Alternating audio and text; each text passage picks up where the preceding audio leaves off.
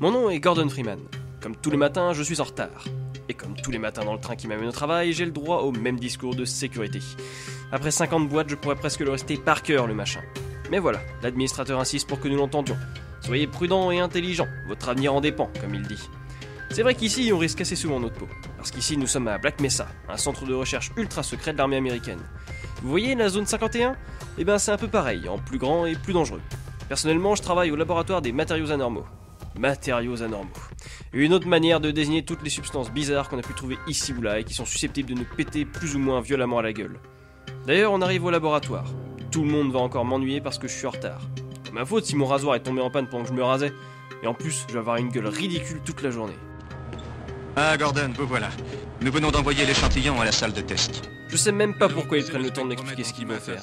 J'ai beau être docteur de physique théorique, je me contente de pousser des petits chariots au milieu de faisceaux de rayonnement ultra dangereux, pendant qu'eux, ils restent tous cachés à l'extérieur. J'aurais dû lire l'annonce avant de postuler. Et évidemment, je ne suis même pas habilité à ouvrir les portes du laboratoire. Foutu job. Enfin, après 10 jours de promenade, je suis enfin arrivé à la salle d'expérimentation. Gordon, je crois que nous allons devoir nous éloigner un peu des méthodes d'analyse habituelles. C'est exact, mais nous avons de bonnes raisons de le faire. C'est une chance unique. Il s'agit de l'échantillon le plus pur que nous ayons jamais vu. Potentiellement le plus instable. Oh, si on suit la procédure d'insertion, tout devrait bien se passer. Comment pouvez-vous dire cela? J'admets que le risque de résonance en chaîne est très limité, mais je n'aime Ça pas... ne concerne pas notre ami Gordon. C'est un spécialiste parfaitement entraîné. Nous avons assuré l'administrateur que tout se passerait bien. Oui, vous avez raison. Gordon, nous avons entièrement confiance en nous. Allons-y, faisons-le entrer maintenant.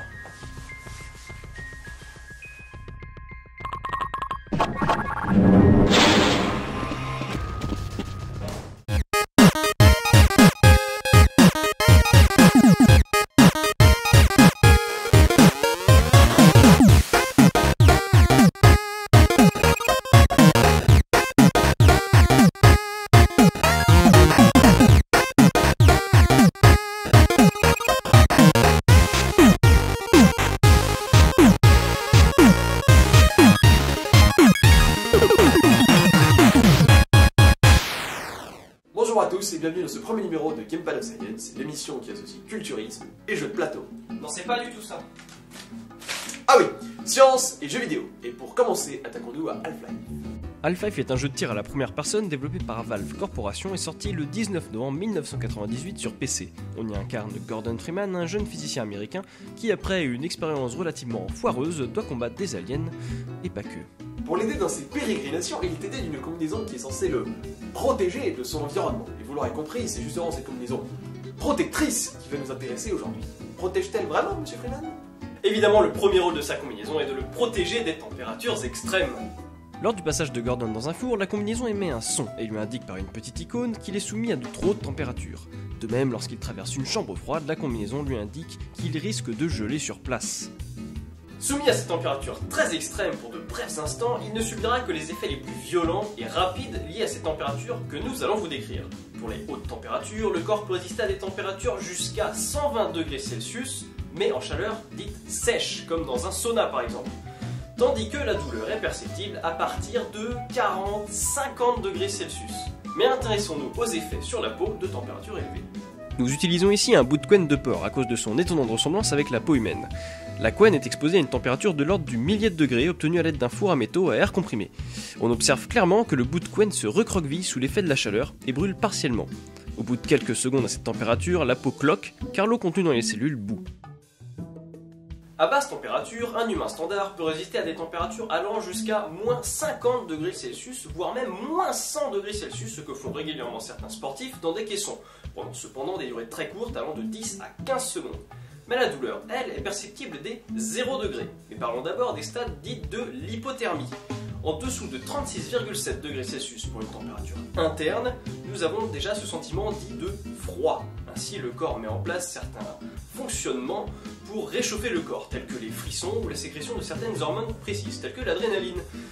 En revanche, en dessous de 35 degrés, on parle d'hypothermie. De 35 à 34 degrés, on considère que c'est une hypothermie légère avec des frissonnements assez intenses, mais une conscience totale. De 34 à 32 degrés, on parle d'hypothermie dite modérée. Au niveau de ces températures, l'esprit commence déjà à être altéré, on en voit moins bien, on commence à avoir des hallucinations et on a extrêmement froid même si cela commence à s'estomper légèrement. C'est le stade le plus courant d'hypothermie. Entre 32 et 25 degrés, l'hypothermie devient importante. Les signes de coma commencent à apparaître, en dessous de 27 degrés généralement. Le rythme cardiaque ralentit tellement qu'il devient presque imperceptible, passant à 1-2 pulsations par minute seulement. La pression artérielle chute drastiquement à un niveau très bas. En dessous de 25 degrés Celsius, la personne est dans un état de mort apparente. Cependant, avant de le diagnostiquer mort, il faut le réchauffer, car des personnes passées en dessous de 25 degrés Celsius puis réchauffées s'en sont finalement sorties. Malheureusement, en dessous de 25 degrés, les séquelles deviennent extrêmement importantes, surtout au niveau du cerveau. En ce qui concerne les effets sur la peau d'un froid intense, voyons les expériences de Papyromi.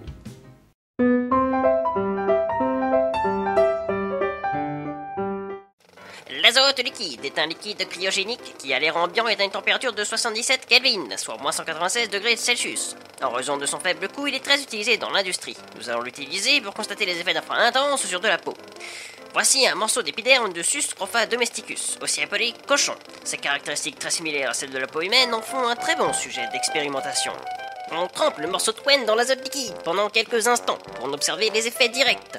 Après quelques secondes, le morceau de couenne est devenu blanc à cause de l'eau des cellules qui a gelé et est également devenu plus rigide. Après plusieurs minutes passées dans l'azote liquide, le bout de couenne a complètement cuit et est extrêmement dur, constatez par vous-même. Vu les dangers que représentent les températures extrêmes, la combinaison doit pouvoir alerter Freeman très rapidement lorsqu'il est exposé. Un thermomètre classique ne réagira pas assez rapidement aux variations de température et sera de toute manière limité en gamme. A la place, on utilisera un thermocouple, c'est-à-dire un composant électronique constitué d'un couple de matériaux qui, soumis à une différence de température, va générer un courant électrique proportionnel à cette différence de température. Ainsi, la combinaison pourra rapidement réagir en cas d'exposition à des températures trop élevées ou trop basses.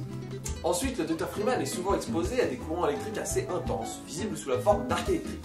Le corps humain réagit différemment selon l'intensité à laquelle il est soumis, mais on considère qu'il y a vraiment danger de mort à partir de 75 mA pendant quelques secondes, soit beaucoup moins que dans une prise secteur qui délivre au maximum 500 mA.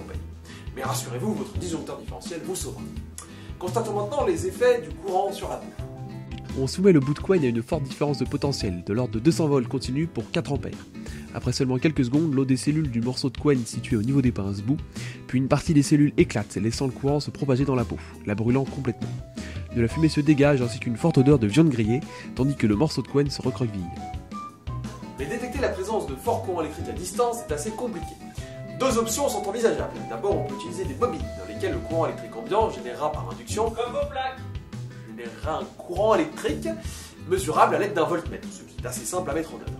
Autre option, lorsqu'un fort courant électrique traverse l'air, il se produit une réaction chimique avec le dioxygène pour former de l'ozone, à l'odeur caractéristique, l'odeur de la foudre. On peut alors détecter la présence de cette ozone à l'aide d'un spectromètre de masse, par exemple. Bien que moins courant, le risque radiologique n'en reste pas moins l'un des plus dangereux. La combinaison de notre héros l'avertit de la présence de radioéléments dans l'air par un crépitement et l'apparition du sigle de danger radiologique. La résistance du corps humain est ici très limitée, puisque des effets se manifestent dès 1 à 2 degrés, soit 1 à 2 joules par kilogramme, le joule étant l'unité de mesure de l'énergie. Un joule équivaut à l'énergie d'un poids de 1 gramme, lancé à une vitesse de 140 km/h.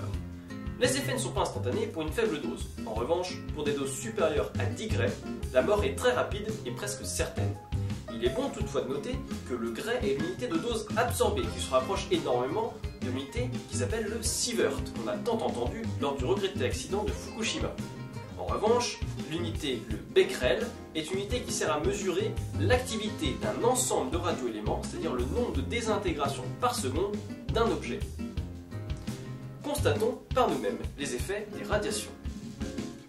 Ça y est, j'ai les échantillons. C'est peut-être pas une bonne idée en fait.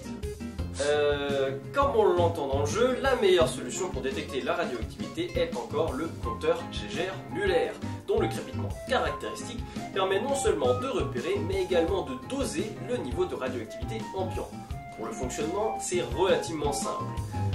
Le compteur Geiger possède un tube, dit tube de Geiger-Müller, qui contient un gaz ionisant sous faible pression qui est soumis à une différence de potentiel de l'ordre de 1000 volts.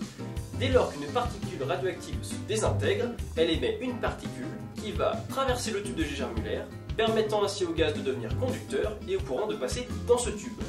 Une fois que le courant est passé dans ce tube, il est récupéré par un haut-parleur ou par une aiguille qui permet d'afficher soit le son en entendant un petit crépitement, soit par une aiguille pour déterminer la dose de radioactivité en vue. Pendant qu'il se promène dans Black Mesa, l'ami Freeman est aussi souvent confronté aux risques chimiques et bactériologiques de Gaulois bien connus. Deux dangers similaires car le corps n'a finalement presque aucun moyen de s'en prémunir. Le risque chimique est assez immédiat et provoque des dégâts importants et souvent irréversibles en quelques heures. Le risque bactériologique est plus sournois puisqu'il prend jusqu'à plusieurs jours pour se manifester. Mais là aussi, les effets sont assez importants et souvent mortels. Démonstration. On trempe le morceau de couenne dans quelques millilitres d'acide sulfurique à 96% massique. Immédiatement après l'immersion, le morceau de couenne se recroqueville. L'acide brûle la peau à une très grande vitesse et dégage de la chaleur à cause d'une réaction entre l'eau des cellules et l'acide avant de dissoudre les graisses contenues dans celle-ci, donnant une teinte jaune à l'acide. J'ai un truc pour toi. 100.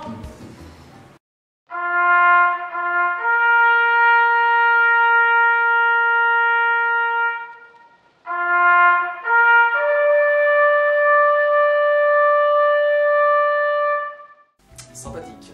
La combinaison du professeur Freeman, ici encore, ne le protège pas tellement. Par contre, elle le prévient lorsqu'il est confronté à de telles menaces par l'affichage d'une icône et d'un petit son. La détection de produits chimiques peut ici aussi se faire avec un spectromètre de masse. Le spectromètre de masse est un appareil assez simple qui capture des molécules dans l'air, les découpe en fragments et affiche ensuite un spectre où les différents fragments apparaissent sous la forme de barres. En comparant ce spectre à une base de données, on peut alors identifier la molécule capturée. Plus récemment, une équipe de chercheurs autrichiens a mis au point une méthode permettant de réaliser le dosage d'une substance sélectionnée de manière très précise avec un équipement miniaturisé. Pour le risque bactériologique, en revanche, il n'existe pas de solution rapide de détection d'un pathogène précis et encore moins de détection d'un pathogène inconnu. En effet, pour détecter un pathogène, il est nécessaire de réaliser une culture et d'identifier un certain nombre d'antigènes. Ce qui est déjà difficile à faire pour un pathogène connu, et l'est encore plus pour un pathogène inconnu puisque, par définition, on ne connaît pas les antigènes de ce pathogène. Confronté à tous ces dangers, la combinaison de GF doit aussi superviser son état de santé, pour le prévenir en cas de décès, au cas où il ne le saurait pas. Pratique! Mais elle peut aussi lui administrer quelques premiers soins. Enfin, elle peut lui inoculer de l'adrénaline, histoire de lui donner un petit coup de fouet. Techniquement parlant, c'est assez simple. Un simple capteur permet de mesurer et la saturation en dioxygène dans le sang et le rythme cardiaque, tandis qu'un brassard pourra simplement mesurer sa tension artérielle. Finalement, confronté à tous ces dangers, la combinaison du Dr Freeman n'a pas moyen de le protéger réellement. Elle se contente en général de le prévenir d'un danger. Mais c'est assez bien car comme chacun sait, mieux vaut prévenir que guérir.